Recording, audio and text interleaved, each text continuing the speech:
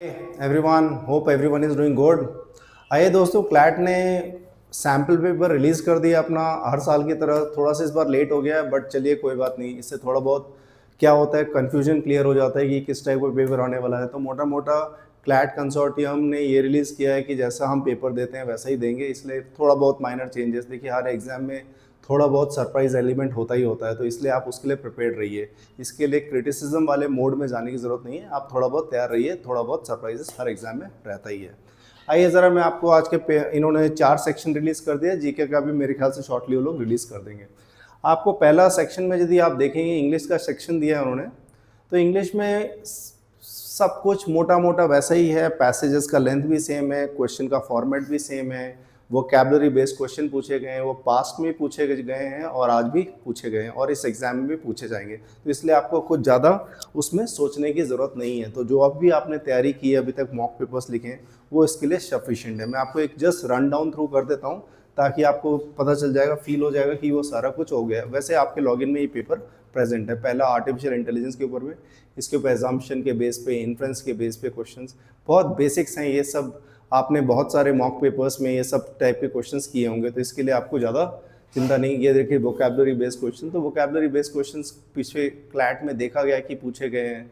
तो इसलिए इसमें ऐसा कुछ भी इंग्लिश में नया नहीं था जो कि डिफरेंट लग रहा था। मोर और लेस पैसेजेस का जो कंटेंट है वो सब pretty much average. It was not very difficult. At the same time, CLAT के इन सब में मैंने एक और ऑब्जर्वेशन किया, देखा है कि क्लैट का जो सैम्पल पेपर डाला जाता है बहुत अच्छी क्वालिटी का डाला जाता है, बट एक्चुअल पेपर में काफ़ी सारा ऊपर नीचे हो जाता है। बट इनका जो सैम्पल पेपर होता है वो अच्छी क्वालिटी का होता है। ये एक चीज़ अप्रिशिएट करनी होगी क्लैट कंसोर्टियम की। और होपफुली मतलब ये चीज़ ये आगे एक्चुअल क्लैट के पेपर में भी कंटिन्यू कर सके तो बहुत अच्छी बात है। उसके बाद में ये मैंने आपको बताया बहुत रेगुलर क्वेश्चंस है। और एक और जो इम्पॉर्टेंट चीज़, मैं एक चीज़ ऑब्जर्व कर पाया कि अब ये एब्सोल्यूट वैल्यू पे चले गए। पहले क्लैट में क्या होता था, 24 क्वेश्चन इंग्लिश में पूछे जाते थे। अब इन्होंने क्या किया, उसको राउंड ऑफ करके 25 कर दिया गया है। तो इससे ऐसा लग रहा है कि अब एब्सोल्यूट की तरफ बढ़ जाएंगे कि इंग्लिश में 25 क्वेश्चन होंगे, लॉजिकल रीजनिंग में 25 क्वेश्चन होंगे, लीगल में 30 क्वेश्चन होंगे, जीके में 30 क्वेश्चन होंगे। तो ऐसे करके मेरे ख्याल से ये एब्सोल्यूट की तरफ बढ़ने की कोशिश की जा रही है। बट फिर से मैंने देखा कि मैथ्स में वो 12 में चले गए। तो पहला जो मेरा एजम्पशन था कि ये एब्सोल्यूट करने वाले, वैसा नहीं लग रहा कि ये एब्सोल्यूट करने वाले हैं, क्योंकि मैथ्स में फिर मैं देखता हूँ कि 12 क्वेश्चंस कर दिए गए।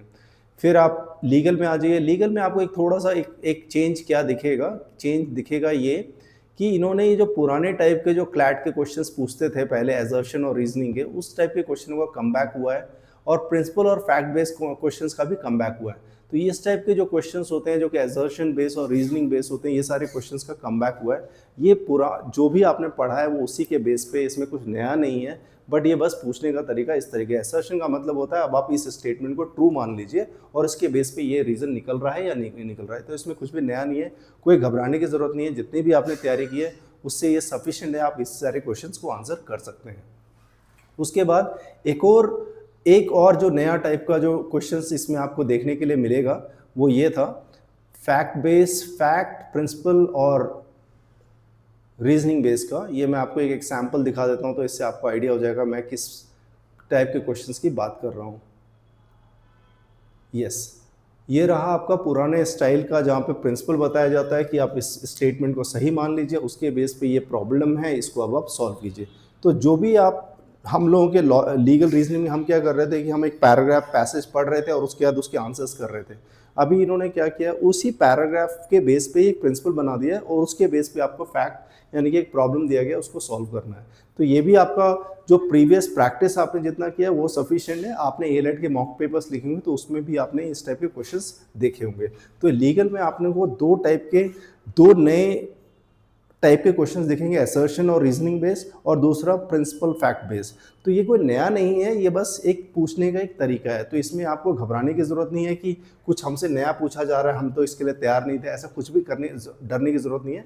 आपका जितना नॉलेज है उससे बेस पे आप इसको डेफिनेटली आंसर कर सकते हैं।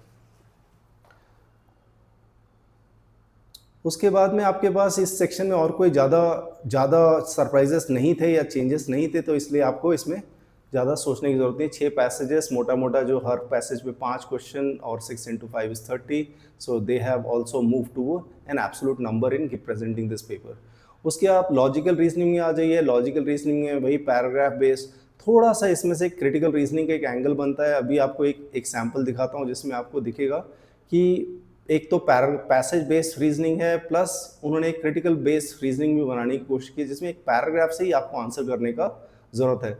इसमें भी असर्शन और रीजनिंग का भी एक क्वेश्चन डाला गया है जिसको पुराने बेस पे हम कह सकते हैं। उसके बाद मैंने आपको जो एक सैम्पल दिया था कि एक थोड़ा सा passage base paragraph base question हो जाता है, तो ये हो जाता है आपका पैराग्राफ बेस। तो आप देखेंगे कि इसी पैराग्राफ पे बेस पे एक क्वेश्चन बना के दे दिया गया है। तो इसको हम क्रिटिकल रीजनिंग का एक जी मैट टाइप के क्वेश्चंस में हम इस टाइप के रीजनिंग को देखते हैं। तो उस टाइप का थोड़ा सा एक्सपीरियंस किया। पैसेज बेस्ड रीजनिंग नहीं, पैराग्राफ बेस्ड रीजनिंग चल रहा है। यहाँ पे एक पैराग्राफ है, उसके बाद में आपको एक क्वेश्चन पूछा गया उसके बेस पे। तो अब आप ये लगा लीजिए कि क्रिटिकल लॉजिकल रीजनिंग में क्या होगा कि आपके उसमें पैराग्राफ होगा और उसके बेस पे एक क्वेश्चन पूछा जाएगा। तो वो भी एक अच्छी बात है, क्योंकि बहुत क्या होता है कि इतने सारे पैसेजेस के कारण हम लोग थक जाते हैं पढ़ते पढ़ते। तो यदि हमें छोटा सा पैराग्राफ दिया जाए पढ़ने के लिए और उसको आंसर करना हो, तो इससे काफ़ी आराम मिलता है एक स्टूडेंट को। तो मेरे ख्याल से यदि ये इस टाइप का चेंज को अकोमोडेट किया जाएगा तो ये स्टूडेंट को बेनिफिट करेगा, उनको अपनी एक्यूरेसी को इम्प्रूव करने में। उसके बाद में आप आ जाइए, उन्होंने फिर एनालिटिकल रीजनिंग का एक सिंपल सा क्वेश्चन दिया था जो कि पिछले साल भी था, लेकिन उसमें एरर हो गया था। तो मोटा मोटा सब कुछ यही है। तो समिट आप यदि आप पूछेंगे कि इंग्लिश में क्या चेंजेस है, इंग्लिश में कोई भी ज़्यादा चेंजेस नहीं है, सब कुछ वैसा ही है।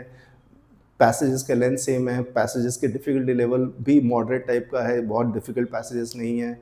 But at the same time remember that उनका सैम्पल पेपर हमेशा बहुत अच्छा होता है, बट जो एक्चुअल पेपर होता है वो थोड़ा सा डिफरेंट हो जाता है और उसके स्टैंडर्ड में भी काफ़ी डिटोरेशन देखा गया पास में।